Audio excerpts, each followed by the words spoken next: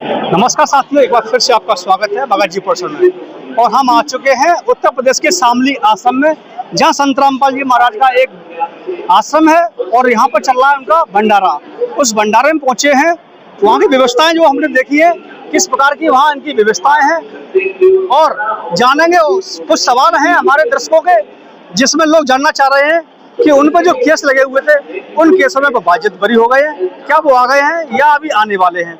एक सवाल हमारा उनसे रहेगा कि एक इनकी अन्नपूर्णा मुहिम जो चल रही है उनके बारे में, तो ले चलते हैं हम उनके अनुयायियों से बातचीत करते हैं इस सवाल में। सर, क्या नाम है सर अपना? मेरा रणवीर सिंह दास है और मेरा जो रहना है वो आगरा का है।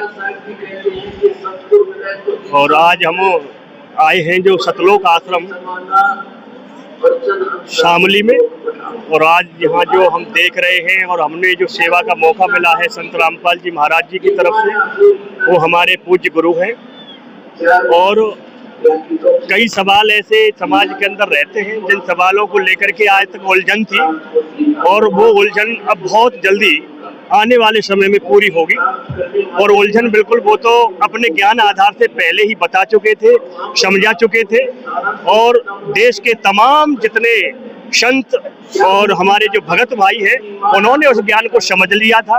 और यहाँ तक समझ लिया था कि जो गुण होते हैं ना भगवान के, वो गुण जो लीला थी, उस लीला के आधार से हमारे भगत भाइयों ने सभी ने ये समझ लिया था कि संत रामपाल जी महाराज आज जेल में नहीं है, जेल से बाहर है।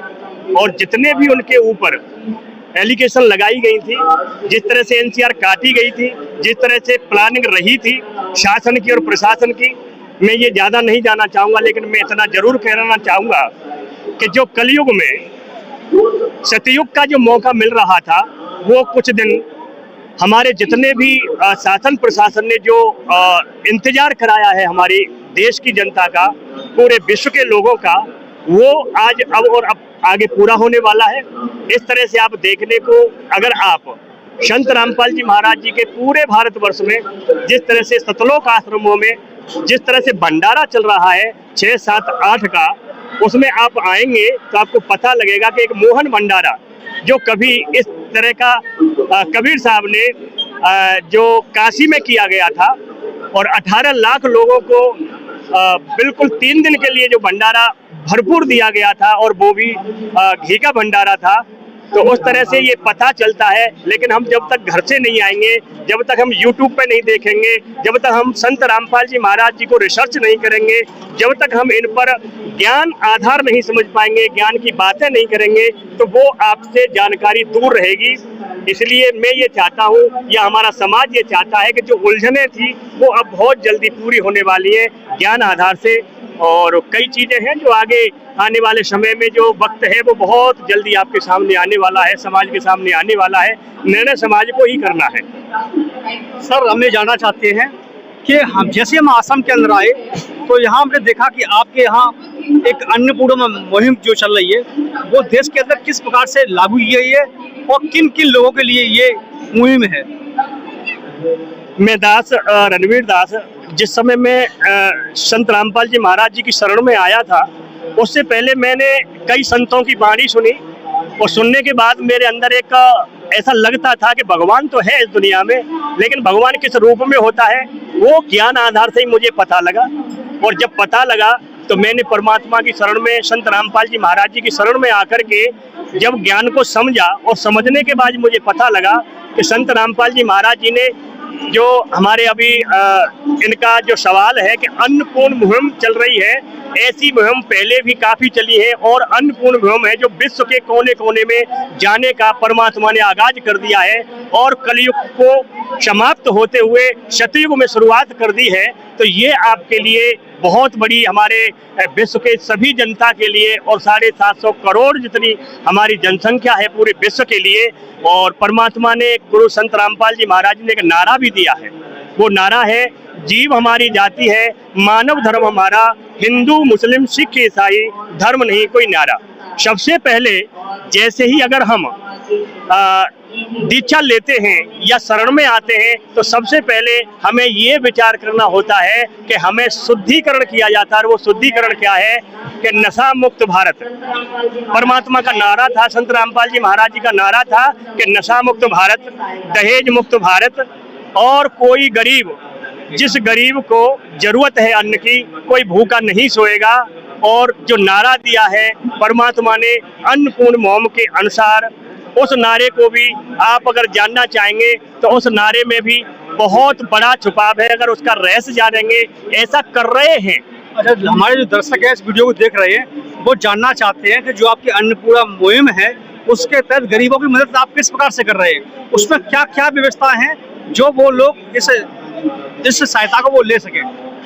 एक समय की बात है कि हमारे संत रामपाल जी महाराज, जिस तरह से शासन प्रशासन ने एलिगेशन लगाने के बाद में जब जेल में रखा तो उनके ऊपर देशद्रोही का भी आरोप सिद्ध कर दिया गया। लेकिन नंबर बाई नंबर जितने भी एलिगेशन लगाए गए तरीके से, तौर तरीके से, और उन्होंने अपना अनुशासन प्रशासन का सारा सिस्टम देखते हुए आज बरी होते चले गए।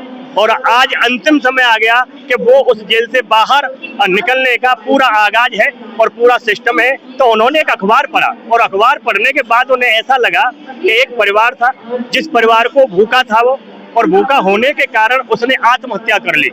जब 4 प्राणियों ने आत्महत्या करी तो परमात्मा ने, संत रामपाल जी महाराज जी ने उसी दिन से ये ठान लिया कि पूरे विश्व में, पूरे भारतवर्ष में कोई गरीब भूखा नहीं मरेगा। और आज उनके जितने भी अनुयायी हैं, जितने भी भगत भाई हैं, उनका आदेश, उनका वचन हमारे लिए सर्वमान्य होता है और वो किसी को भूखा नहीं मरने देंगे।